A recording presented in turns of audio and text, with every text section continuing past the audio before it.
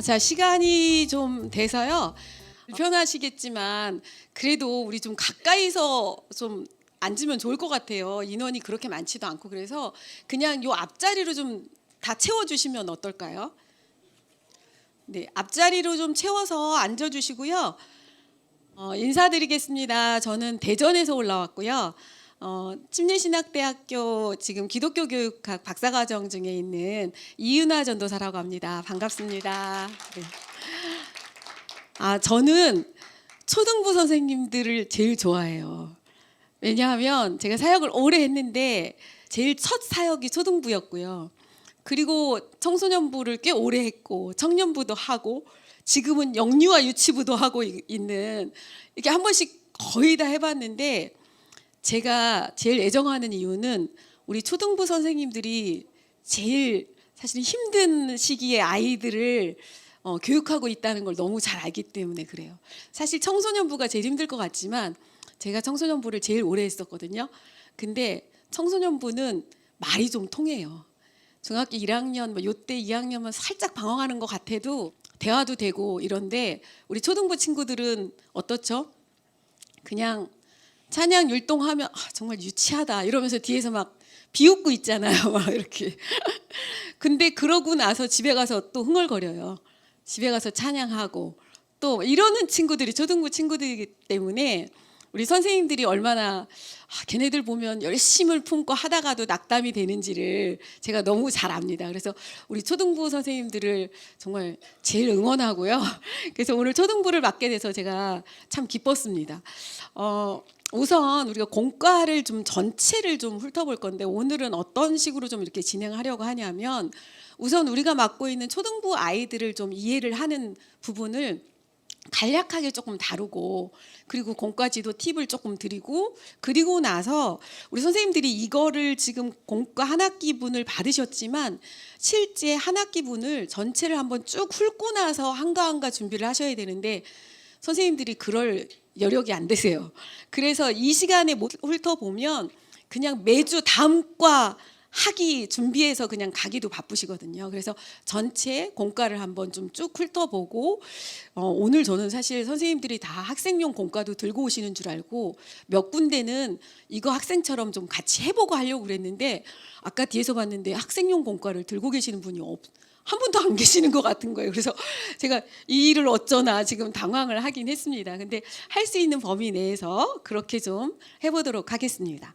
자, 초등부 친구들을 우리가 조금 이해하고 아이들을 가르칠 필요가 있어요. 여기 지금 제가 보여드리면 이 이미지를 지금 뭐죠? 공사 중이죠. 공사 중. 근데 그 위에 뭐가 있죠? 네. 우리 초등부 친구들이 사춘기가 시작되는 시기인데 우리 선생님들이 이제 이 부분에 대해서 교육을 이제 물론 사전 교육을 받으신 분이 있겠고 또 처음 듣는 분도 계실 텐데 우리 초등부 친구들은 사춘기는 지금은 뇌과학이 워낙 발달돼서요. 왜 사춘기에 그렇게 반항하고 감정의 기복이 심하고 그런지를 뇌에서 밝혀주고 있어요. 그게 이제 드러나고 있어요. 이런 부분 때문에 얘네들이 이게 너무 당연한 거구나. 그거를 지금 뇌과학에서 계속 밝혀내고 있거든요. 그래서 우리 초등부 친구들이 4학년까지는 아직은 아기 같은 애들이 좀 있죠. 근데 한 5학년, 6학년 좀 일찍 시작하는 애들은 4학년이고 5, 6학년 되면 이미 좀 사춘기가 시작되는 친구들이 많아요. 그런데 이 사춘기라는 게 뭐냐면 이 뇌가 공사 중이라는 거예요.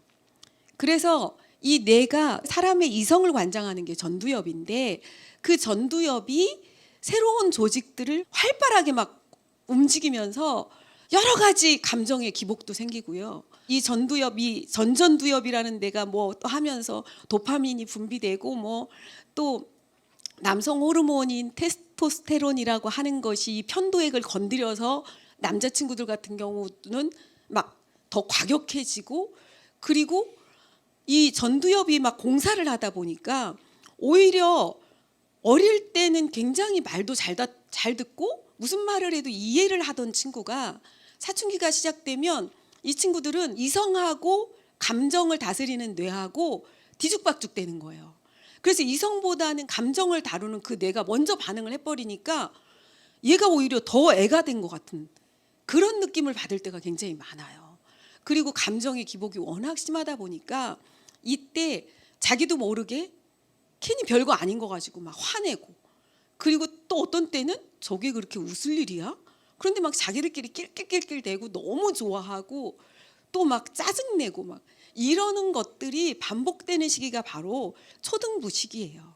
그래서 우리 아이들이 그런 지금 공사 중에 있다. 우리 아이는 쟤 지금 공사 중이구나. 이렇게 이해를 좀 하시면 우리 선생님들이 괜히 제가 나 때문에 그러나 나한테 반항하나 이런 불필요한 오해를 안 하실 수 있어요. 우리 초등부 친구들은 지금 뭐라고요? 뭐가 공사 중이라고요? 뇌가 공사 중이라고. 그래서 뇌과학자들이나 정신의학과 쪽에서 이런 의학적으로 밝혀진 바에 의하면 0세에서 3세가 그 아이의 평생을 좌우한다고 하잖아요. 그때가 1차 공사 시기라면 이 사춘기 시절이 바로 2차의 그 뇌 공사 시기이면서 기회라는 거예요. 이때 잘 잡아주면 더 그동안 못했던 것도 더 좋은 방향으로 발전시킬 수 있는 좋은 기회라는 걸 선생님들이 꼭 기억할 필요가 있겠어요. 그리고 또 이 두 번째는 뭐냐면 이 초등부 때는요 굉장히 중요한 게 이 친구들은 소속감이에요. 그래서 또래 관계가 굉장히 중요합니다. 그래서 선생님들이 반목회를 우리 아이들을 정말 얘가 교회 잘 나오게 하려면요 반 친구들끼리 친하게 만들어야 돼요. 선생님 혼자 굉장히 애써도요 그게 안 되는 부분이 있는 거 선생님들 너무 잘 아시죠? 자기들끼리 재밌잖아요. 그리고 교회 오는 게 그 친구가 있고 거기 가면 그 친구들이랑 재밌어요. 그러면 그 친구들이 교회 오는 게 즐거운 거예요. 교회 주일날 빠지라고 해도 안 빠져요. 그리고 자기들끼리 막 연락해요. 너 몇 시에 갈 거냐? 나 왔어. 그럼 알았어, 오케이, 나 간다. 이러고서는 모이는 거예요. 그러니까 선생님들이 지금 이 친구들한테는 또래 관계가 진짜 중요해요. 나를 사랑하는 선생님이 너무 나 열심히 가르치려고 하는 거 알아요. 아는데 그것 가지고는 이 아이들을 움직이는 게 사실 쉽지 않습니다. 그래서 선생님들이 이 부분도 이해를 좀 하시면 좋겠어요. 그리고 또 성장 과정이라는 걸 세 번째는 우리가 좀 알 필요가 있어요. 제가 너무 감사한 건 사실 중고등부 선생님들은요 굉장히 보람을 많이 또 느끼기도 합니다. 힘은 들면서도. 왜냐하면 수련회나 어떤 그런 집회나 이런 계기를 통해서요 예수 그리스도를 인격적으로 영접하는 친구들이 생겨요. 그러면 굉장히 보람되죠. 그리고 애들이요 중고등부 정도 되면 나중에 카톡으로도 와요. 그날 들은 설교 이런 거 궁금한 거 물어보러. 이게 선생님 이거 맞아요? 이건 뭘 말하는 거예요? 이렇게 오면 선생님들 어떻겠어요? 엄청 뿌듯하죠. 얘가 영적인 관심이 생기는구나. 그래서 또 나름대로 내가 모르는 그래 좀 이따가 선생님도 한번 찾아보고 답해 줄게.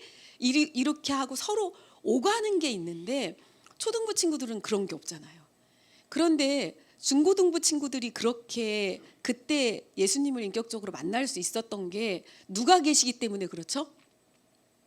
여기 계신 초등부 선생님들이 계시기 때문에 그런 거예요. 선생님들이 그 시기를 진짜 찬양도 안 하고 입도 안 벌리고 율동도 안 하는 그 친구들 비웃으면서 뒤에서 저러고 있는 저 친구들을 그래도 사랑하셔서 붙들고 있었기 때문에 걔네들이 그게 있는 거죠. 선생님들이 없으면 그게 안 와요. 이미 교회 떠난 친구들이면 그럴 기회가 어디 있겠어요. 그래서 우리 친구들을 바라보실 때 우리 선생님들이 지금 이 아이가 나한테 반응 없다고 그래서 실망하지 마시라고요. 이 아이들을 내가 잘 지켜내고 있으면 언젠가는 그 때가 되면 와요. 그런데 그 선생님만 영광이겠어요? 하나님은 그 아이를 초등부 때 힘들었을 때 그 아이를 사랑하고 그냥 속 썩이는 애 때문에 울면서 기도한 선생님들의 그 공을 하나님은 다 알고 계시잖아요. 그러니까 그거를 기억하셔야 돼요. 지치고 힘들 때 얘는 이 아이의 인생 전체에서 보면 나는 그야말로 1년을 아니면 2년, 3년을 나는 요 맡은 이 아이의 성장 과정 중에 한 과정을 지금 나는 담당하고 있어. 내가 지금 보는 이 아이의 인생의 전부가 아니잖아요. 어떻게 변할지 모르는 거예요. 우리에게 맡겨주신 아이를 요때에 내가 맡은 만큼 해주면 되는 거예요. 그래서 이게 초등부는 이 아이가 성장 과정의 일부분을 나는 맡고 있다. 이거 꼭 기억하셔야 돼요. 자, 그래서 네 번째가 뭐죠? 같이 읽어볼까요? 시작. 꾸준한 지지와 격려가 필요해요. 사춘기 우리 선생님들도 다 겪고 오셨지만 나는 그런 거 뭐 나 살 때는 그런 것도 못 겪었어 이러고 이렇게 생각하는 분도 계시겠지만 사실 우리도 사춘기를 다 겪었잖아요. 그런데 그렇게 아이들이 자꾸 반항하고 어렵게 감정 기복 심하고 그러는 거는요, 사실 안정된 자기를 지지해주고 믿고 있는 선생님이 사실 부모님이 일차적이고요. 그리고 부모님이 그 역할을 못 해주잖아요. 그러면 여기 계신 선생님들이 그 역할을 보충해주는 역할을 하는 거예요. 그래서 선생님들이 이 아이들을 꾸준히 지지해주고 격려해 주시고 네가 아무리 그래도 난 너 사랑해 이렇게 말씀하시면서 끝까지 지지를 해주잖아요. 아이들이 그러면 믿는 구석이 생겨요. 그래서 굉장히 이 아이가 힘을 얻게 되어 있습니다. 그래서 우리 초등부 선생님들한테 제가 그래서 더 감사드리고 더 정말 얼마나 위대한 일을 하고 계신지를 거듭거듭 말씀을 드리고 싶어요. 그래서 초등부 학생들은 요렇다는 거 그걸 기억을 잘 해주시고, 제가 학교에서 그 목회 심리 담당하시는 상담 담당하시는 교수님도 그런 말씀을 해주신 적이 있어요. 그러니까 본인은 아주 어렸을 때 5살 땐가 엄마가 돌아가시고 새어머니가 들어와서 정말, 그리고 또 할머니가 새어머니랑 관계가 안 좋아서 너무 불안한 가정 속에서 자라신 거예요. 그리고 아버지는 굉장히 폭력적이시고 그런 관계에서 굉장히 어려운 시절을 보냈는데 본인이 오늘날 신학대학교 교수가 될 수 있었던 건 교회였다는 거예요. 교회가 가정의 역할을 해줬대요. 집에서는 그렇게 못 받았는데 교회 가면 선생님이 너무너무 사랑해 주셨다는 거예요. 자기가 형제도 별로 없이 그렇게 컸는데 위아래 형들도 있고 선생님들이 막 오면은 막 잘한다고 해주고 막 그러니까 자기가 오늘날 신학대학교 교수가 될 수 있었다. 그런 이야기를 하신 적이 있어요. 그래서 우리 선생님들이 정말 중요한 역할을 하고 계신 겁니다. 자, 그리고 또 하나 좀 아셔야 될 게요. 초등부 우리 반 아이들이요 굉장히 다양하다는 거예요. 우리가 공과를 지도하잖아요. 하나님 말씀을 가르치잖아요. 그런데 받아들이는 아이들은요 다 다르게 받아들여요. 이거를 이제 다양한 학습 스타일이라고 하는데 이거를 일일이 제가 다 설명을 드릴 수는 없지만 어떤 아이는요 새로운 것보다 익숙한 걸 좋아하는 아이가 있어요. 근데 어떤 아이는 막 호기심이 많고 새로운 게 좋고 그런 아이가 있고요. 또 어떤 아이는요 굉장히 시각적인 친구들이 있어요. 근데 어떤 애는 말로만 설명을 해도 다 알아들어요. 그런데 어떤 애는 말로 설명하면 잘 모르고 뭔가를 보고 또 아니면 자기가 직접 만들어 보고 이렇게 할 때 그걸 잘 이해하는 아이가 있어요. 그리고 어떤 아이는요 굉장히 반사적으로 막 그렇게 반응하는 친구들도 있어요. 그런데 다른 아이는 또 그렇지 않은 친구들도 있어요. 그냥 하나하나 차근차근 설명해줘야 이해가 되는 친구가 있는가 하면 어떤 아이들은 그렇게 설명 자세히 하는 거 싫고 그냥 뭉뚱그려서 얘기해 주세요. 이렇게 그래야 잘 알아듣는 친구들이 있어요. 그래서 제가 이런 다양한 학습 스타일이 있으니까 우리 선생님들 그 밑에 전구잖아요. 반응할 때 불 들어올 때가 다르다는 걸 얘기를 하는 거예요. 이미지를 기억하세요. 그러니까 그 밑에 네모 박스에 제가 뭐라고 해놨습니까? 한번 같이 읽어볼까요? 시작. 반응 없다고 실망하지 마세요. 아이들요 안 듣는 것 같아도 다 듣습니다. 우리 선생님들은 얘가 막 딴짓하는 것 같으면 내 말 좀 들어봐. 막 속상하고 쟤는 도대체 내 말을 듣는 거야 안 듣는 거야 막 그러죠. 그런 친구들 듣습니다. 우리 어른들은 이렇게 지금 다 듣는 것 같아도 딴 생각하지만요 우리 친구들은 장난치고 안 듣는 것 같은데 들어요. 그러니까 반응 없다고 절대 실망하지 마세요. 걔네들 다 듣습니다. 자, 그리고 공과 지도 팁을 좀 드리도록 할게요. 자, 첫 번째는요 공과 교육 철저히 하시라는 거예요. 어떤 선생님들은 이렇게 생각하는 선생님들도 있어요. 어떤 경우는 사역자들도 그렇게 생각하는 경우 있어요. 제가 잘하고 보니까 나 어렸을 때 교회 학교 다닐 때 선생님이 무슨 말 했는지는 기억 하나도 안 남는다. 그냥 선생님이 과자 사주고 뭐 먹이고 나 그것만 기억 남더라. 그러니까 애들 그렇게 억지로 가르치려고 하지 말아라. 그냥 사랑해주고 재밌게 놀아주고 그러면 된다. 이 말은요, 반만 맞고 반은 틀리는 말이에요.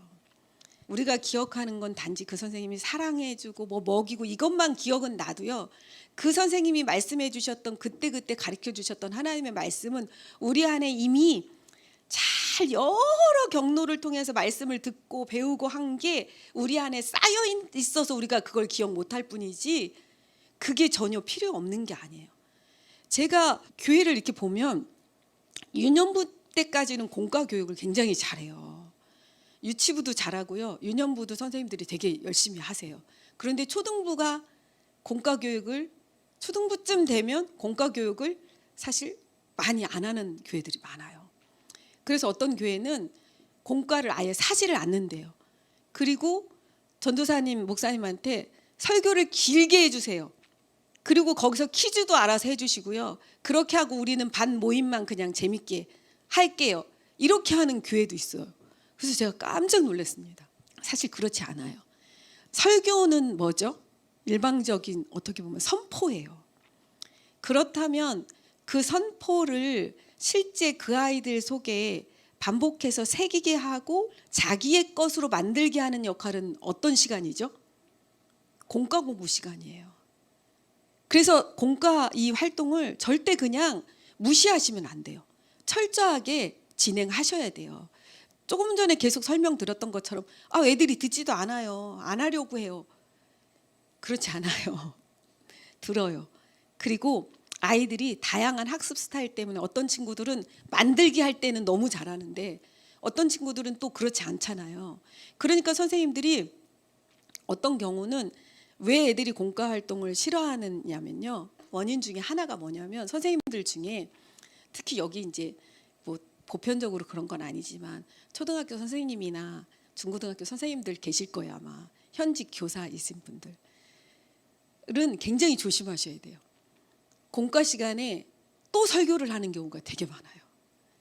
거의 애들 앉혀놓고 전도사님이 했던 거에 플러스 시켜가지고 설교 들은 거에 플러스 시켜가지고 애들을 일렬로 쫙 앉혀놓고서는 거의 일장 연설을 또 하는 경우가 되게 많아요. 그러면 공과 활동 하고 싶어요? 안 하고 싶어요? 안 하고 싶어요. 절대 그러시면 안 돼요. 공과 활동 시간은 이따가 우리가 한번 훑어보겠지만 선생님들이 앞에 레디 시간에 성경 이야기를 다시 해주는 그 시간이 있는데 그 시간에는 설교하는 시간이 아니에요. 설교 때 다뤄졌던 것에 그 주의 핵심 포인트만 간단하게 한 2분 정도만 사실은 짚으셔야 돼요.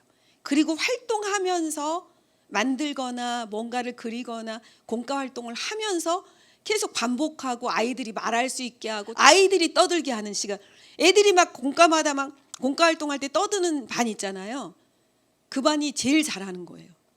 그 반 선생님이 사실은 제일 탁월하게 공과 활동을 지도하시는 선생님이에요.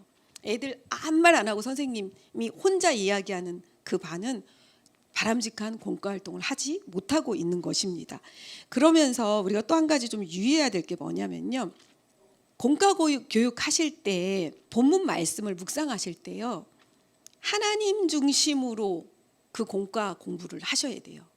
그러니까 예를 들면 우리가 뒤에 이제 기드온 얘기도 나오고 그러겠지만 다윗 얘기도 나오고 어떤 성경의 인물이나 성경 이야기를 할 때요, 여러분 어떻게 자칫 잘못하면 어떻게 얘기하기 쉽냐면 다윗이 너무 훌륭하다고 얘기할 수 있어요. 그건 올바른 성경 묵상이 아니에요. 여기 기드온 이야기 나와요. 기드온이, 죄송하지만 여기 하나님만 의지한 자 기드온이라고 돼 있어가지고 제가 죄송하긴 한데 기드온이 하나님만 의지했어요? 아니에요. 하나님 중심, 예수님 중심 성경 묵상을 하라고 하는 건 성경 인물이 다윗이 정말 훌륭했나요? 그러면 어떻게 애들한테는 인식되냐면 다윗이니까. 성경에 나오는 모든 인물은 자기랑은 전혀 딴 사람이라고 생각해요. 성경에 나온 사람이니까 그러죠. 이렇게 이야기가 되는 거예요. 근데 사실 성경은 그걸 말하고 있지 않아요. 그래서 우리가 성경 이야기를, 이 본문을 우리 선생님들이 준비할 때 진짜 중요한 묵상은 뭐냐면, 하나님이 그 이야기 속에서 어떤 일을 행하셨나, 예수님께서 그 성경 말씀을 통해서 그 인물을 어떻게 빚어가고 계신가를 선생님들이 묵상하셔야 돼요. 그리고 또 학생 중심 묵상이라고 하는 건 어떤 걸 말씀드리는 거냐면, 그 본문이 우리 선생님 자신에게 말씀을 하시죠. 나 자신에게 적용하고 말씀 묵상을 해요. 근데 교사는 뭐가 다른 거죠? 그건 모든 성도가 다 그렇게 해요. 근데 교사는 뭐가 더 추가돼야 돼요? 학생. 내가 가리키고 있는 우리 초등부 친구들의 입장에서는 이 친구들이 겪는, 지금 예를 들어서 기드온 이야기를 해보자고요. 기드온이 사실 하나님이 부르셨을 때, 사사로 부르셨을 때 얼마나 그다지 형편없잖아요. 그렇죠? 그리고 두려워하잖아요. 그리고 자꾸 의심하잖아요. 믿음이 좋았어요? 그렇지 않았어요. 그러면 그걸 묵상하면서 1차적으로는 하나님이 이런 기드온도 찾아가셔서 하나님의 기름 부은 사사로 쓰시는구나, 하나님을 묵상하고, 그 다음에 우리 반 아이들을 묵상하는 거예요. 우리 아이들이 겪는 지금 두려움이나 어떤 걸 하기 어려워하는 거나, 그런 자기는 믿음도 없고 이렇다고 생각하는 건 뭘까? 그것까지를 묵상하는 게 우리 선생님들이 해야 될 일이에요. 늘 선생님들은요, 어떤 묵상을 하셔야 되냐면, 이 말씀이 하나님 중심으로 그렇게 이해하고, 그리고 그 말씀을 또 나한테도 적용하고, 내가 정말 믿음 없는 부분, 하나님이 그때 그렇게 믿음 없던 나를 하나님이 여기까지 인도하셨지, 그런 감사도 하지만 거기에 플러스 지금 우리 아이들이 겪는 어려움은 뭘까? 두려움은 뭘까? 성경 이야기를 듣고서는 우리 아이들은 어떤 생각을 할까? 이거를 묵상하셔야 공과 활동이 제대로 된 지도가 이루어질 수가 있어요. 그래서 공과 활동 철저하게 하라는 거. 두 번째가 뭐냐면, 개인적인 만남을 꼭 가지셔야 돼요. 우리가 공과 활동할 때 적게는 한두 명에서 많게는 막 7, 8명을 놓고도 공과 활동 하시는 분들이 있을 거예요. 그렇지만 그때는 그게 선생님 일과 다수가 이렇게 있잖아요. 그런데 아이들의 입장에서는 어떻게 생각하냐면요, 다수이기도 하지만 선생님과 나와의 1대1의 관계예요. 이게 1대1의 관계로 들을 수 있는 게 뭐가 있어야지 가능하냐면, 선생님과 개인적인 라포라고 그러죠. 그게 형성돼 있어야 이 말씀이 나한테 들리는 말씀이 돼요. 우리 선생님이 반 회식하고 그럴 때 그런 거 하잖아요. 우리 반 애들 다 와서 떡볶이도 먹고 막 하잖아요. 그렇게도 물론 하셔야 되지만 개인적인 접촉이 있으셔야 돼요. 그래서 1년에 적어도 상반기 하반기 적어도 2번 정도는 아이 개인과, 정말 애들이 싫어할 수도 있어요. 싫어요 막 그럴 수도 있지만, 그 아이랑 개별적인 만남을 갖고 단 5분이라도 괜찮아요. 햄버거 하나 사주고, 아니면 문 앞에서 햄버거 하나 주고 오잖아요.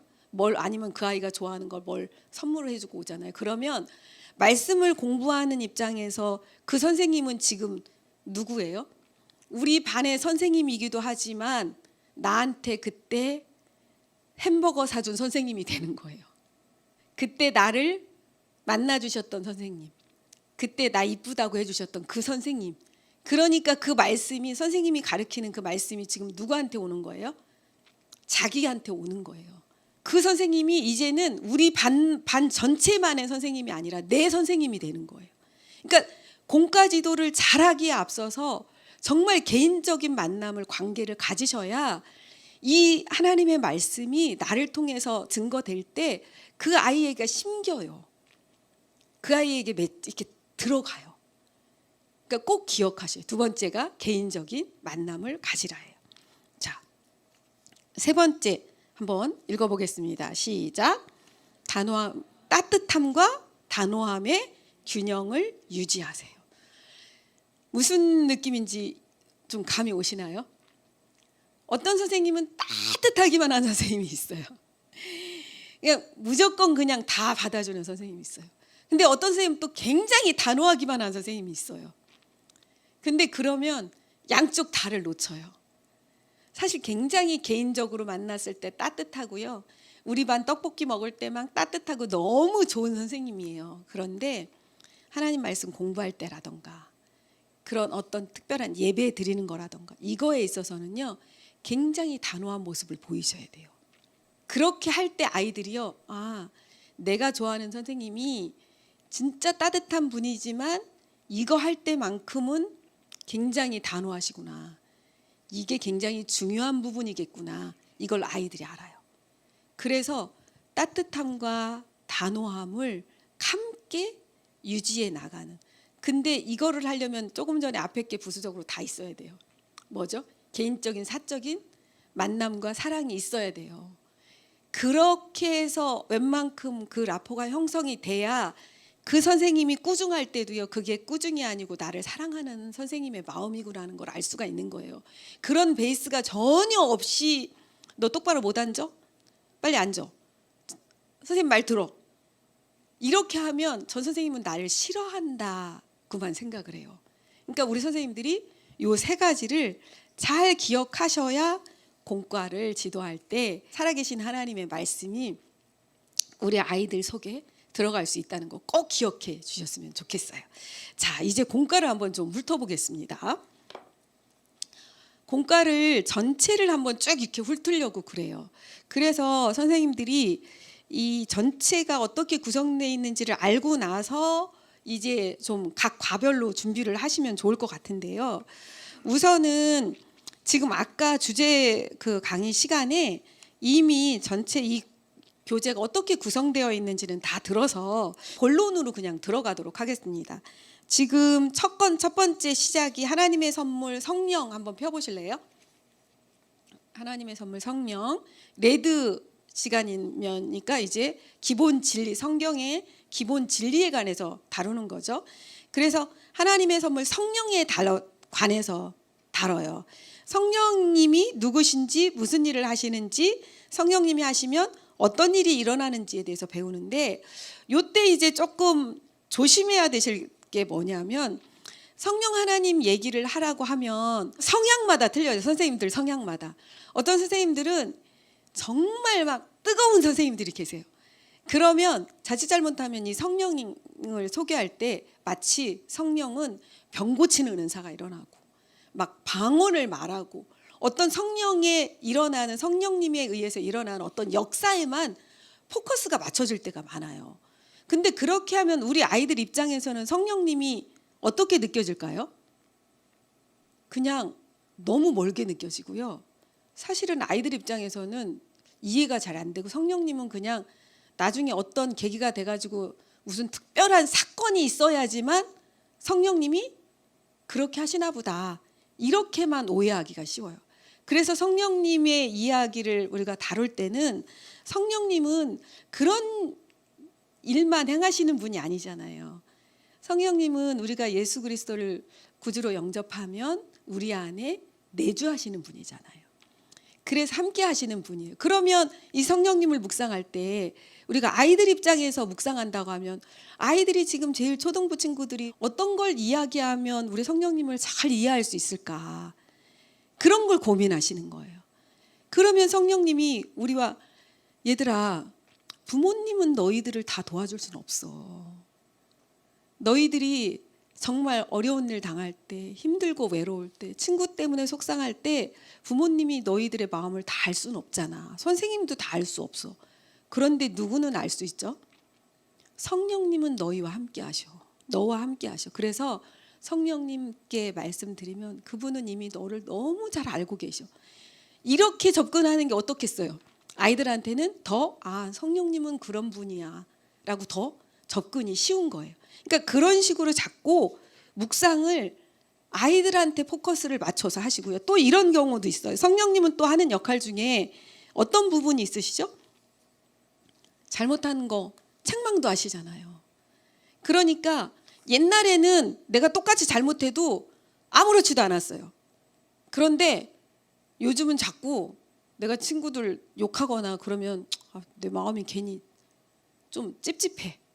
애들 말에 의하면 뭐야 이거 너희들 그런 생각 들 때 있지. 너희 안에 성령님이 계셔서 그런 거야. 성령님이 또 어떤 걸 할 때 성령님은 또 어떤 일을 하시죠? 우리가 말씀을 기억나게도 하시잖아요. 가르쳐 주시잖아요. 그러니까 너희들 어떤 일 있을 때 만약에 전도사님 말씀이나 어떤 성경 구절이 성경 이야기가 딱 떠오르잖아. 그거 누가 하는 걸까? 그게 성령님이 하시는 거야. 그러면 그 성령님이 해주시는 그거에 너가 성령님이 그때 성령님이 그거 눈치 빨리 채야 돼. 그래서 얼른 성령님 죄송해요. 잘못했어요. 나 그래 하지 말아야지 뭐. 이렇게 할 수 있는 거예요. 그래서 아이들 입장에서 자꾸 성경 이야기를 해주셔야 아이들이 언젠가는 이거 기억합니다. 자, 그러면은 첫 번째 과외 그 활동 한번 보세요. 빙고 게임 있죠. 일단 이거 빙고 게임은 그 이야기 앞에 이제 레디 할 때는요. 선생님들이 아까 제가 강조했지만 꼭 이 그림 컷 가지고 설교를 다시 하는 거 아니라는 거 꼭 기억하세요. 그냥 이거는 간략하게만 진짜 2, 3분 넘기지 마세요. 간략하게만 짚으시면 돼요. 그렇게 하고 이 빙고 게임하고 이런 거 하면서 시간을 더 많이 보내시는 거예요. 그래서 이제 이 네모칸에 한번 선생님들 여기에는 답이 안 적혀 있으니까 그냥 한번 해봅시다. 볼펜 있으세요?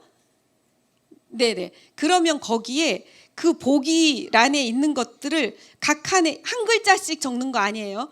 한 칸에 그 단어들을 적는 거예요. 한번 적어보세요.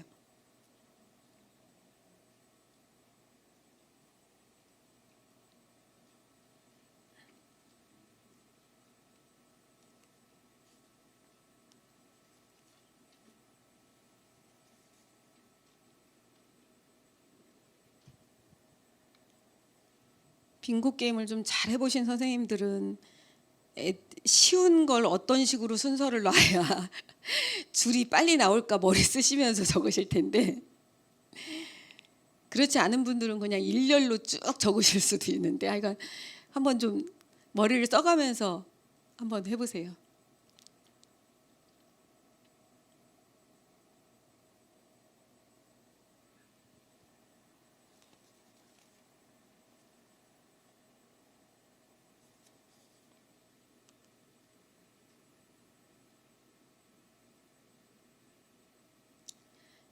이 보기 단어 다 적으셔야 칸 딱 맞습니다.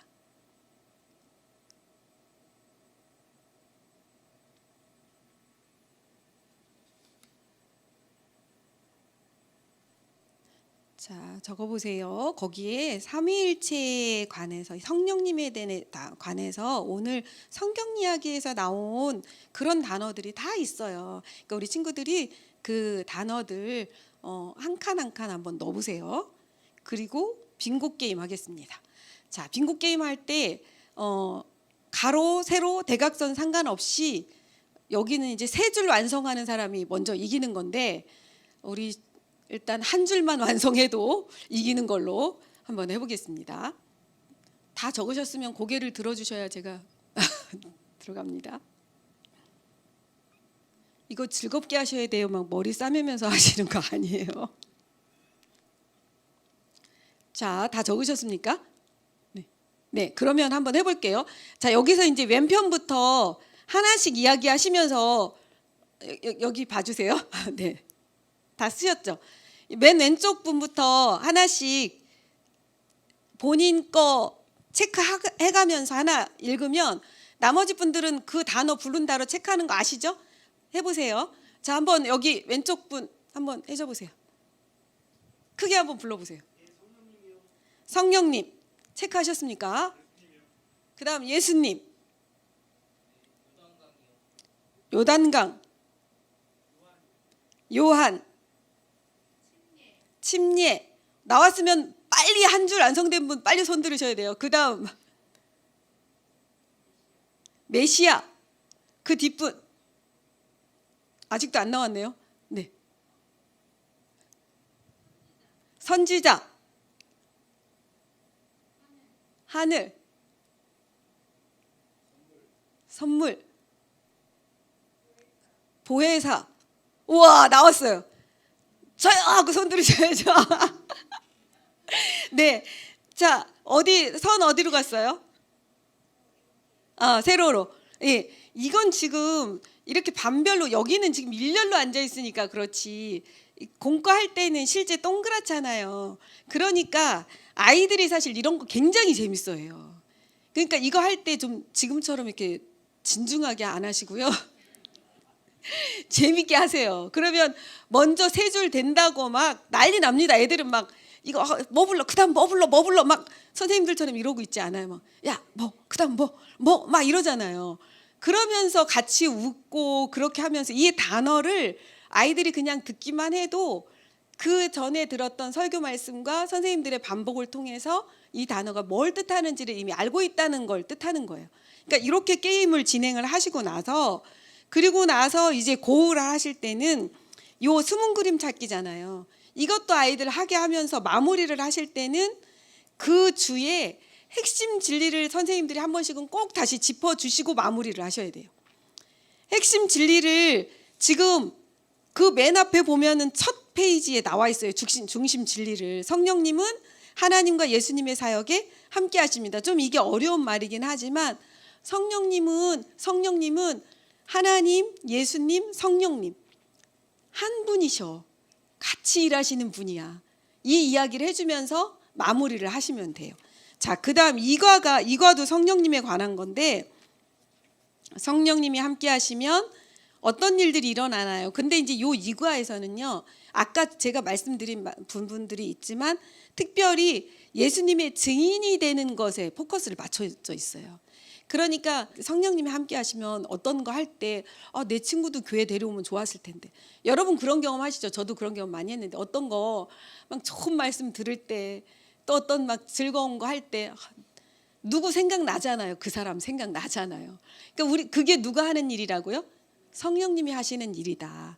성령님 요 과의 포커스는 그러니까 여러 일들 중에서도 예수님의 증인이 되는 삶을 살게 해주시는 성령님 그렇게 하시고 거기에 이제 그 다음 이 세트 암호를 풀어라 거기에서는 이건 굉장히 쉬워요. 그래서 단순하게 할 수 있는 거니까 이건 넘어가도록 하고요. 근데 18페이지에 보면 좀 오타가 많이 났어요.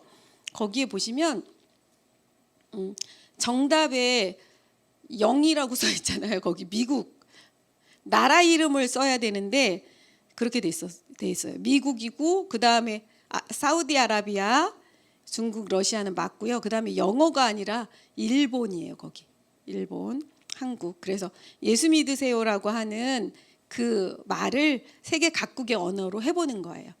이것도 재밌겠죠. 이렇게 해서 애들 같이 해보는 그런 시간 가지면 되겠습니다. 자, 그 다음에가 이제 큐티예요. 하나님의 음성 듣기 큐티. 큐티에 대해서 큐티가 무엇인지 어떻게 할까요? 그러면서 시편 1편 말씀을 이제 본문으로 지금 설명하고 있고요. 큐티 이거는 정말 큐티의 아주 간단한 개론만 다룬 그런 내용이에요. 그래서 큐티가 뭐 하는 건지 하나님 말씀 묵상하는 건데 이 부분에 있어서는 24페이지 한번 보실래요? 24페이지 정답 거기 적혀는 있지만 거기에 해독하는 거 한번 하실 수 있겠어요? 어떻게 하는지 아시겠어요, 지금? 여기에 보면 그 위에 암호 해독표에 지금 그 위에 아무것도 점이 없는 게 있고 가운데는 점이 하나가 있고 오른쪽에 점이 2개가 있잖아요. 이게 좀 너무 바짝 붙어 있어가지고 여러분 좀 잘 모르겠는 분 있을 것 같아서 설명을 해드릴게요. 여기에 지금 맨 처음 첫 칸에 지금 이렇게 디귿이 이렇게 돼 있고 점이 하나가 있어요. 그러면 어디서 찾아야 될까요? 점이 하나가 있으니까 가운데 거에서 찾으셔야 돼요. 가운데 거에서 그 모양으로 돼 있는 거가 뭐죠? 이응이죠. 아시겠죠? 그리고 그 다음에는 기억하고 점이 하나가 있어요. 그럼 어디 가서 찾아야 돼? 또 그 위에 점 하나 있는 가운데 부분에서 찾되 기억이니까 뭐예요? 단어가? 유. 이런 식으로 해서 찾는 거예요. 그러니까 이게 좀 점이 너무 바짝 붙어 있어가지고 이게 뭔지 좀 아마 미리 좀 생각하시고 아이들한테 설명해 주셔야 될 것 같아요. 그렇게 하고 그 다음에 활동이 말씀 기차 만드는 거예요. 그래서 이게 지금 말씀 기차 만든 거거든요. 이게 뒤에 학생용에 보면 뜯어서 아주 간단하긴 한데요. 뜯어서 여기에 말씀을 적게 돼 있어요. 애들이 적게 돼 있는데 여기 성경 구절이 6군데 나오기도 하고요. 아니면 시편 1편 말씀을 1절부터 6절까지 한 절씩 기록하고 마지막에 자기 이름, 뭐 교회하고 자기 이름 적어도 돼요. 그렇게 여기 가운데만 붙이고 그리고 색칠하고 꾸미기를 하는 거예요. 그러니까 이런 게임을 좋아하는 아이가 아까 그런 게임을 좋아하고요.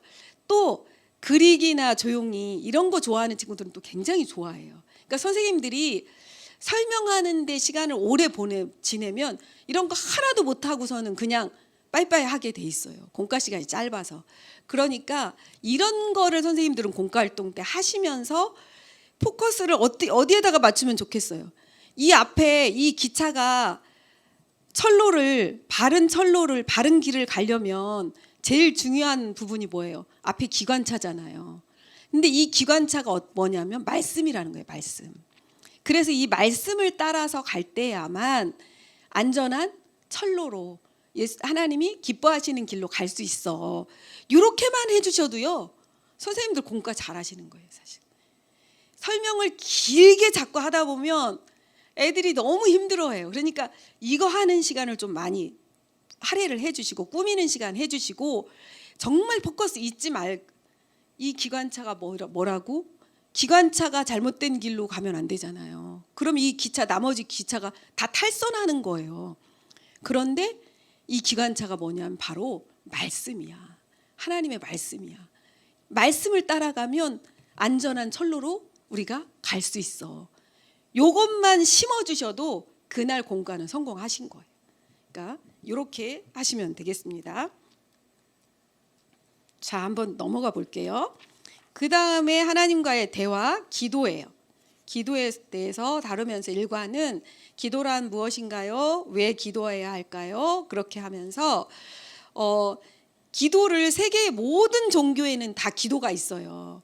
그런데 우리 하나님을 믿는 사람들, 기독교의 기도는 뭐가 다르냐면 다른 종교의 기도는 뭐 하려고 기도하죠? 보통 자기가 원하는 것을 얻어내려고 기도해요. 그런데 하나님을 믿는 우리가 하는 기도는 하나님과 이야기 나누는 거야. 그리고 그 하나님을 기도하면서 하나님의 뜻대로 살려고 그렇게 기도하는 거야. 그러면서 선생님들이 이렇게 좀 설명을 해주시면 좋아요. 애들한테. 선생님이 어떤 때 막 그 친구가 너무 싫어서 아니면 선생님도 사실은 남편이랑 싸웠어. 아내랑 싸웠어. 근데 너무 얄미워가지고 하나님 우리 남편 좀 혼내주세요. 정말 너무 속상해요. 막 그렇게 기도했는데 근데 또 기도하다 보니까 우리 남편이 나한테 잘해준 데도 많더라. 이렇게 하면 애들이 그런 얘기 다 알아들어요. 그래서 기도하다 보면 기도는 그래서 다른 종교와 다른 기독교의 기도는 하나님이 그 기도를 다 들으시고 그리고 기도하면서 하나님이 성령께서 아까 성령에 대해서 배웠잖아요. 성령님이 우리의 기도를 하다 보면 있지 다른 걸로 바꿔가게 하셔. 하나님의 뜻대로. 그게 다른 종교와 다른 거야. 우리 하나님은 살아계셔. 그런 이야기를 해주시면 돼요. 그렇게 하고 그 다음에 자 다음 거 한번 또 넘어가 볼게요. 어떻게 기도할까요 해서 지금 5손가락 기도 나오고요. 그러면서 어떻게 기도할까요 해서 외식하거나 중언부언하지 말라. 그거를 강조를 좀 여기서는 해요. 하는데 여기서 포커스를 맞추실 게 골방에 들어가서 기도하라. 이런 게 뭘 말하는 걸까요? 아이들의 입장에서 묵상하시면서 설명해 주시는데요. 그 부분을 꼭 강조하시면 돼요. 우리 애들은요. 어떻게 보면 교회 와서 아니면은 딱 무릎 꿇고 막 손 모으고 눈 감고 그렇게만 하는 게 기도라고 생각하는 경우도 많아요. 근데 하나님은 우리가 길 가다가도 그리고 아무도 모르고 자기 혼자 울고 있고 그때 막 속으로 막 하나님한테 그렇게 기도를 해도 하나님은 그곳에서 하나님이 너의 기도를 다 들으셔. 하나님은 진짜 살아계셔서 듣고 계시는 분이야. 이 부분만 강조해도 돼요. 아이들한테 그러니까 정말 와닿을 수 있도록. 그래서요, 우리 아이들이요, 이거 지금 생각 안 나도 나중에 생각나요. 성령께서 하시는 일이 그래요. 아, 우리 선생님 그때 참 이런 얘기 했었지. 그러면 그때 혼자 쭝얼거리면서 기도하게 되어 있어요. 그러니까 그 부분 이야기해 주시면 좋을 것 같아요. 그 다음에 주기도문에 대해서 이제 하면서 주기도문을 2번에 걸쳐서 다뤄요. 그래서 첫 번째는 이제 앞부분, 그 다음에 두 번째가 이제 뒤에 부분 다루는데, 요거 하시고 나서 이제 완성해가면서 이거는 특별히 어려운 건 없어요. 그냥 거기에 기록하면서 한 번 더 새기고 또 외우도록 그렇게 하면 좋은데, 이 두가 이렇게 끝내고 나면 선생님들이 반별로 하든 아니면 부서에서 하던 주기도문 암송대회 같은 거 하면 너무 좋습니다. 초등부 친구들 굉장히 잘 외워요. 근데 이제 아까 말씀드렸듯이 어떤 아이들은 외우는 걸 굉장히 힘들어하는 아이들이 있어요. 그러면 반별 대회 할 때 1인 개인으로 하지 말고요, 부분을 나눠요. 나눠서 못하는 친구들도 아주 잘막한 하늘에 계신 우리 아버지 거기만 시키더라도 그 친구는 반별로 나와서 전체 다 주기도문을 진짜 암송 잘하는 친구들은요, 부분 시켜도 다 외워요. 걔네들은.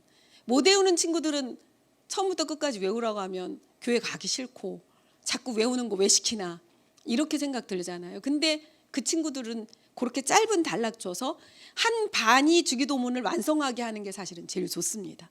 그래서 교회에서 좀 활동할 때 가능하면 개인 위주로 하지 마시고 반별로 부족한 부분, 부족한 친구는 이런 때 도와주고, 그리고 아이들한테도 왜 누구는 많이 외우는데 나는 조금 해, 쟤는 뭐 지난번에도 그랬어요, 막 이제 막 그렇게 하잖아요.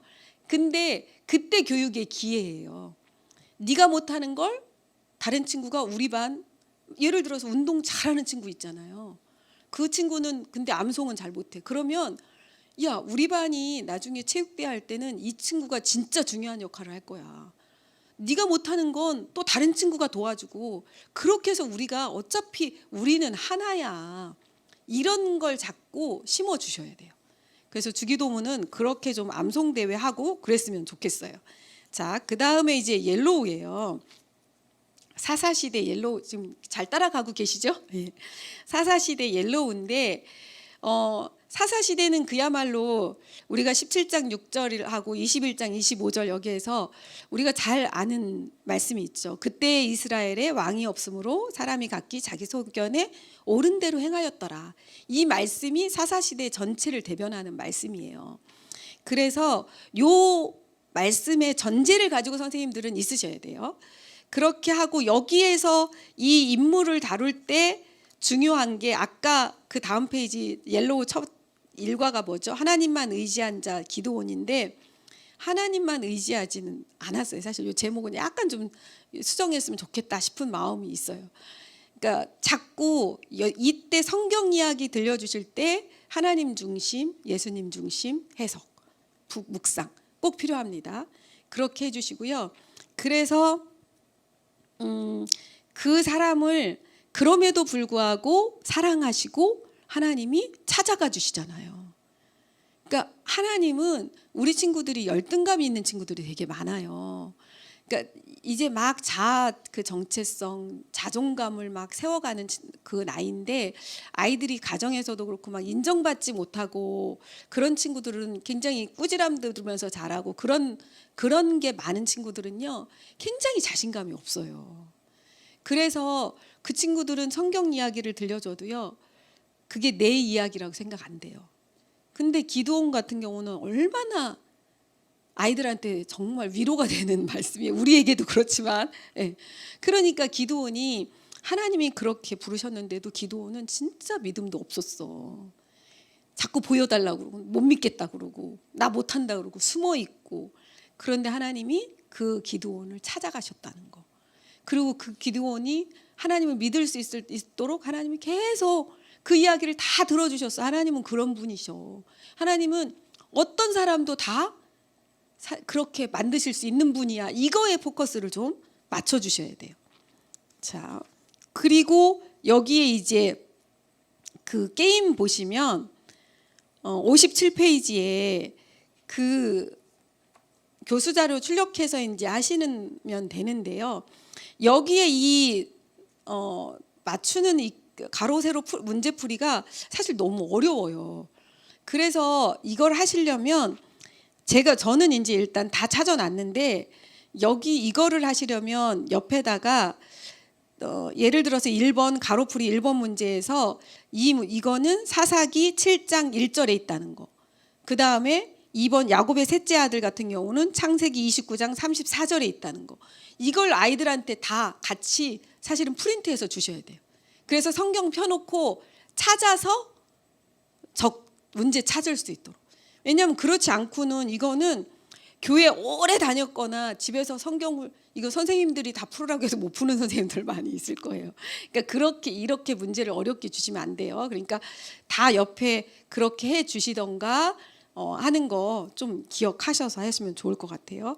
그리고 59페이지 보면 선생님 거기 멘트에도 거기 선생님 맨 밑에 박스에 보면 네 번째 줄에 그리고 하나님만 의지한 기드온은 이게 이제 무슨 말인지는 알겠지만 이렇게 표현하지 마시고 하나님만 의지했을 때 기드온이 그렇게 승리할 수 있었어. 그 이야기로 좀 멘트를 바꿔주시면 좋을 것 같아요. 그리고 두 번째가 이제 힘센 용사 삼손이에요. 자, 힘센 용사 삼손도 여기에 이제 그 밑 두 번째 62페이지 거기 위에 이제 설명해 보시면 잘 나와 있는데 밑에서 네 번째 줄에 보면 이처럼 택함 받고 특별한 은혜를 입은 자라 할지라도 온전히 하나님을 따르지 않으면 불순종하고 넘어질 수밖에 없습니다. 뭐 이러면서 그러니까 여기에서 자기가 진짜 잘하는 게 없이 태어났다고 생각하는 친구 있을 수 있어요. 난 진짜 잘하는 거 하나도 없어.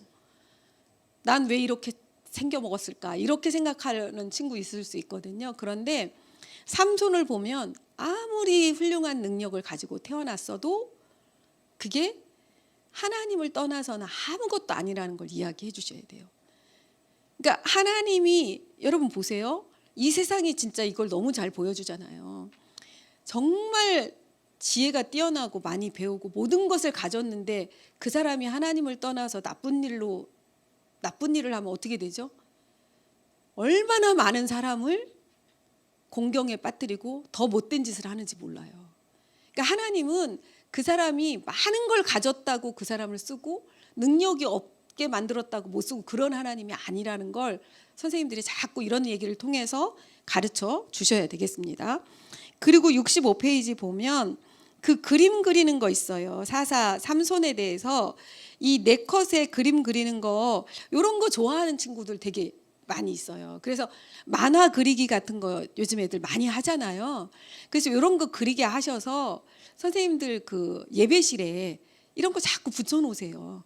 붙여놓으시고 애들이 오면 자기가 한 것들 작품들 볼 수 있게. 그리고 또 때로는요 이런 거를 조금 전체적인 부서 행사로 좀 이렇게 하셔서 잘 반별로 이거 만든 걸 만드셔서 교회 로비나 이런 데 전시를 해 놓으시고 자꾸 그래서 부서에서 어떤 공부를 지금 하고 있는지를 어른들이 자꾸 보도록 여러분이 기회를 드려야 돼요. 그래서 우리 아이들이 이런 활동도 하고 이런 공부를 하고 있구나.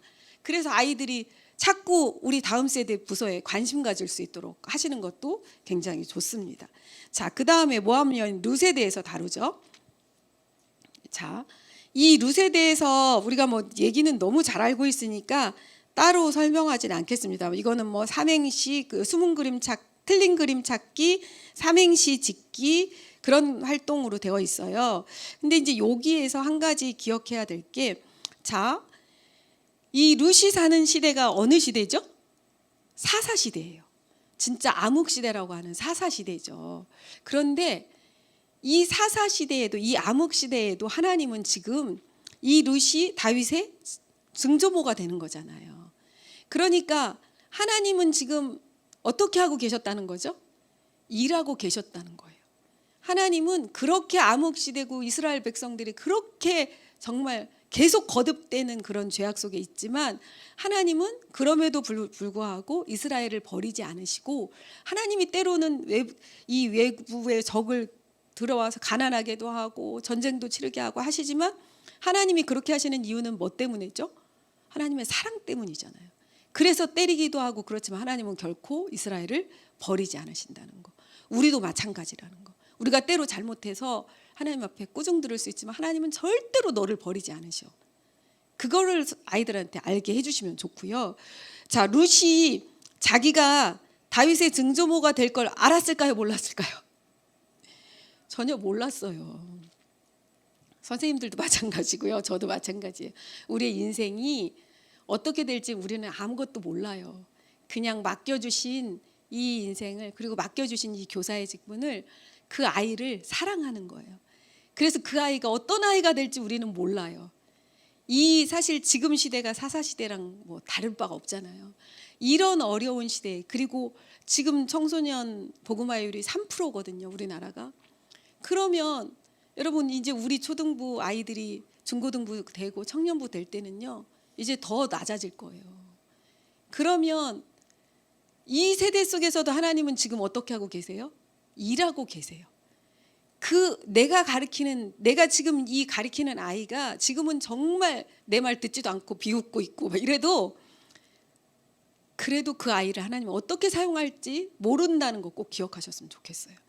룻의 이야기는 하여간 하나님이 여전히 이스라엘을 버리지 않고 계신다는 건, 그 관점을 가지고 접근하시면 좋겠어요. 그 다음에 최후의 사사 사무엘이에요. 73페이지. 자, 이 이야기를 좀 아이들과 재미있게 실감나게 좀 설명해 주시고, 그 다음에 이제 이 엘가나에게 아내 2명이 있었다 이런 얘기를 하면 아이들이 이렇게 질문하는 친구들도 있어요. 아내가 2명 있어요? 그렇게 질문하면 어떻게 하세요? 야, 잔말 말고 내 말이나 들어. 너 또 공부하기 싫으니까 딴소리 하지. 이렇게 하시지 마시고요. 사실 성경에 많은 하나님이 쓰임받은 사람들이 있지만 그 사람들이 하는 모든 게 하나님이 다 기뻐하신 행동은 아니라는 거. 하나님이 이 아내가 2명, 그때 당시에는 이런 게 너무 일반 문화였어요. 그냥 문화였지만 하나님이 그걸 그냥 두신다고 그래서 하나님이 다 기뻐하시는 건 아니, 그거하고는 다른 거예요. 그러니까 그렇게 간략하게 좀 이야기해 주시고 반응 좀 해주세요. 공부하기 싫으니까 또 딴소리 하지 말고 내 말이나 들어, 이렇게 하지 마시고. 자, 그렇게 하면서 요번에 요 사무엘도 그냥 미로찾기고 또 복습하는 거, 연관된 말씀 기억해서 이렇게 막대 긋는 건데요. 이거는 좀 이 부분도 안 다룬 것들이 사사, 뭐 드보라, 나귀 턱뼈, 뭐 이런 왼손잡이 애운 이런 걸 안 다룬 부분들이 사실은 있어요. 있는데 이런 부분들은 선생님들이 좀 지혜롭게 해주시면 좋을 것 같아요. 아니면 요거 교수 자료에서 프린트 하시든지 여기에서 모르는 건 써주세요. 몇 개는. 그리고 우리가 공부하는 것만 공란으로 놓고 해도 괜찮아요. 그렇게 있게 하셔도 돼요. 자, 그 다음에 이제 통일왕국 시대예요. 사울, 다윗, 요나단, 솔로몬에 대해서 다룹니다. 버림받은 이스라엘의 초대왕 사울 왕을 버리신 이유를 가르치고요. 하나님은 어떤 사람을 높여 사용하시는지를 배우게 하면 돼요. 그래서 요 사울과 다윗을 다룰 때 우리 선생님들이 꼭 포커스를 맞춰야 되는 게 뭐냐면, 그러니까 아이들이 어떤 일정 부분만 사울이 잘못해서 하나님이 결국은 버림받았어, 왕에서 잘렸어, 이런 것만 계속 강조하다 보면요, 하나님은 무서운 하나님으로 아이들이 알아요. 나 잘못하면, 그래서 우리 애들이 항상 뭐라고 생각하냐면 너 천국 갈 수 있어, 그래도 나 못 가요, 이러는 거예요. 내가 얼마나 잘못한 거 애들이 더 많이 알거든요. 난 죄 많이 져서 못 가요, 이렇게 얘기해요. 그러니까 아이들이, 그래서 우리 선생님들이 자꾸 포커스를 그렇게 맞추시면 교회를 오래 다니면 오래 다닐수록요, 우리 권사님, 집사님, 뭐 장로님들 자녀일수록 죄책감이 엄청 커요. 애들 그렇지 않을 것 같죠? 자기 스스로 죄책감이 엄청 큽니다. 사춘기의 특징이요, 사실은 부모한테 막 불만인 것 같은데 아이들 깊이 들어가 보면 사춘기의 특징은 자기 자신을 원망해요. 자기 자신에게 죄책감을 많이 느끼는 게 그 아이들의 특징이에요. 그렇기 때문에 어떤 거에 포커스를 맞추시냐면, 누구나 죄를 지을 수는 있어요. 잘못할 수는 있어. 그 하나님 마음 아파하시겠죠. 그렇다고 하나님이 그 아이를 잘못했다고 해서 버리느냐? 이 사울의 잘못은 뭐죠? 그 잘못을 뉘우치지 않은 거예요. 회개하지 않은 거예요. 하나님은 회개하는 자를 사랑하신다. 이 이야기를 꼭 해주셔야 돼요. 그래서 다윗, 이제 그 다음에 다윗 이야기 나오는데, 자, 다윗 같은 경우도 우리 아이들은 다 막 너무 멋지다고만 생각을 하고 다윗은 범접할 수 없는 그런 사람이라고 생각하지만, 사울과 다윗의 차이점을 들면 물론 많이 있지만 잘못한 부분으로 치면 사실 어떻게 보면 다윗이 더 큰 죄를 진 거나 다름없어요. 우리가 일반적으로 봤을 때는 살인, 간음 막 엄청 사실은 심하잖아요. 그런데 다윗은 그 죄를 지적받았을 때 정말 눈물로 회개했어요. 그러니까 하나님은 죄짓지 않아서 죄진 사람은 미워하고 죄지면은 버리고, 그게 아니라 하나님은 죄를 깨닫게 해주시는데, 그 깨닫게 해주실 때 빨리 하나님 앞에 잘못했어요 하고 용서를 빌고 그걸 기뻐하신다. 이거를 선생님들이 좀 강조를 해 주실 필요가 계속 있어요. 그리고 이것도 그 다윗을 자꾸 부각하시면 안 됩니다. 하나님을 부각해 주셔야 돼요. 다윗이 훌륭해서 골리앗을 넘어뜨린 게 아니라 하나님을 의지했을 때, 하나님만 의지할 때 만군의 여호와의 이름으로 나가는 그 다윗의 믿음 때문에 하나님이 그 일을 행하신 거다. 그걸 계속 강조해 주셔야 돼요. 그리고 이제 그 다음에 믿음의 친구 요나단 이야기하면서 우리 친구들 친구 관계, 아까 초등부 굉장히 중요하다고 그랬죠. 초등부 아이들이 고 사춘기 되면 소속감을 엄청 갈구합니다. 그래서 이런 거 다루면서 우리 친구 관계도 좀 점검해 보시고 선생님들이, 그리고 이렇게 하다 보면요, 선생님들은 사실 하나님이 선생님 교사의 역할을 하면 지혜를 주세요. 애들 눈빛만 봐도 알아요. 알고 서로 분위기 보면 얘가 또 누구랑 이번에 또 안 좋구나, 이거 다 아셔요. 그러니까 그런 거를 면밀히 좀 보시고, 이런 시간을 이 요나단 이야기 다루면서 내가 요나단과 같은 친구가 되자, 이 부분을 좀 강조해 주시면 좋을 것 같아요. 그러니까 내가 다른 친구들이 다 어떻게 친구가 다 마음에 들 수가 있겠어요, 그렇죠? 내 마음에 들어야 친구고, 그렇지 않으면 친구 아니고. 그게 아니라 물론 죄 짓는 거랑은 다른 거지만 정말 하나님이 그 친구를 사랑하셔. 그리고 나도 사랑하셔. 그래서 우리는 서로 부족한 게 있어도 서로 도와주고 사랑해야 돼. 나도 요나단 같은 친구가 되자. 그리고 나도 다윗 같은 친구가 있었으면 좋겠다. 요나단 같은 친구가 있었으면 좋겠다 하면서 이런 시간에는 나는 어떤 친구가 갖고 싶어요, 이런 이야기를 이 공과에는 없어도 좀 나누셔도 좋아요. 그러면 애들의 그 속마음이 조금 드러나요. 그래서 그 시간에 같이 우리 이제 손잡고 마무리할 때 기도하면서 하나님, 우리 친구들에게 요나단 같은 친구를 허락해 주세요. 만나게 해 주세요. 그렇게 하고 또 새 학기나 이렇게 들어갈 때, 아니면 6학년이나 이렇게 뭐 이렇게 끝나갈 때쯤에는 우리 같이 기도하자. 중학교 가서 정말 요나단 같은 그런 친구 만나게 해달라고 기도하자. 이렇게 기도해야 될 필요도 얘기해 주시면 좋겠습니다. 자, 시간이요 자꾸 가네요. 빨리빨리 할게요. 자, 솔로몬 왕 이야기 다룰 때도요, 하나님을 떠난 지혜는 아무것도 아닌 것을 이야기해 주셔야 돼요. 솔로몬이 처음에 하나님 사랑했잖아요, 그렇죠? 그런데 하나님이 그 이후에 하나님을 자꾸 떠나고, 그렇게 했을 때 하나님이 나타나셔서 정말 계속 돌아오길 원하셨지만 듣지 않았다는 거, 그런 부분 또 같이 좀 다뤄주시면 좋겠고요. 그 다음에 성령의 열매예요. 성령의 열매에서는요, 어떤 거에 포커스를 맞추시면 되냐면, 이 성령의 열매는 사실 다 연결된 하나예요. 사랑이 있으면요, 기쁨이 있고요. 이게 다 이렇게 연결되어 있어요. 그런데 성령의 열매 그 자체만 강조하다 보면, 계속 말씀 거듭해서 드리지만 그게 우리는 그냥 나하고 먼 얘기가 돼버리고 자꾸 그렇지 못한 나를 이렇게 자책하게 되고 그렇게 돼요. 그런데 이 성령의 열매는 누가 맺게 해주시는 거죠? 성령님께서 맺게 해주시는 거예요. 우리가 예수님께 붙어 있을 때. 그 부분을 좀 강조해 주시면 좋을 것 같아요. 사랑, 첫 번째가 사랑인데 이 사랑은 무조건적인 사랑이라는 거. 우리 친구들이요, 요즘은 가정에서도 그렇고 내가 부모님이 날 사랑하시지만 이 초등부 정도 되면 부모님들이랑 갈등이 많은 시기가 이제 시작되거든요. 그러면 또 특히 어떤 경우는 막 그 학업에 너무 치중하는 부모님 밑에서 자란 자녀들은 나는 공부 못해서 우리 부모님이 나를 사랑하지 않아. 이렇게 생각하는 친구들도 또 있고요. 많이 있어요. 그런데 하나님의 사랑은 어떤 걸 잘해서 좋아하는 사랑이 아니다. 하나님은 그런 것 때문에 사랑하고 사랑하지 않는 그런 분이 아니고 우리를 진짜 있는 모습 그대로 사랑하시는 그 하나님이라는 거, 그게 바로 이 성령의 열매인 사랑이라는 것이라 그걸 강조를 해주시면 좋을 것 같아요.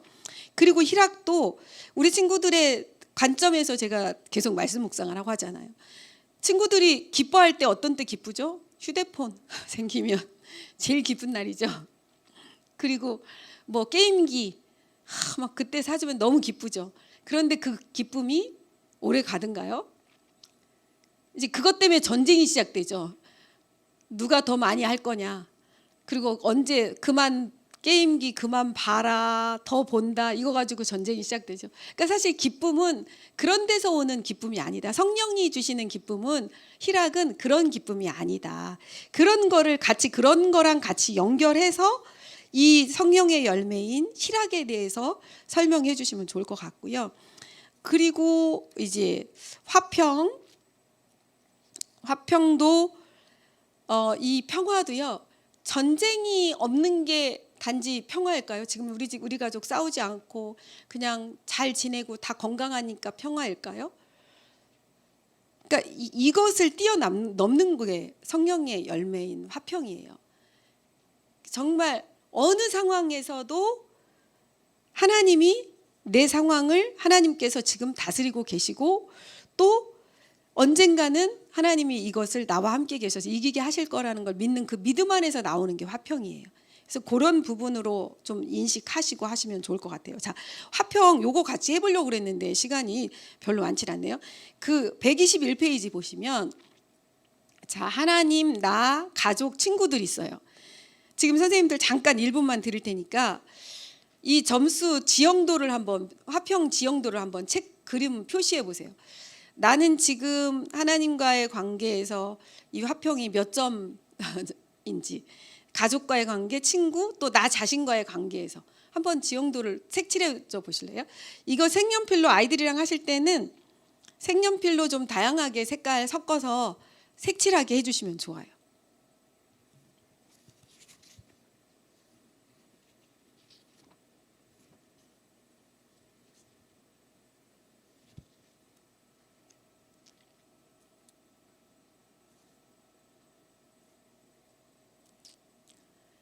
너무 예쁘게 지금은 색칠할 시간이 없어서 한번 들어보실래요? 어떻게 지형도 나오셨어요?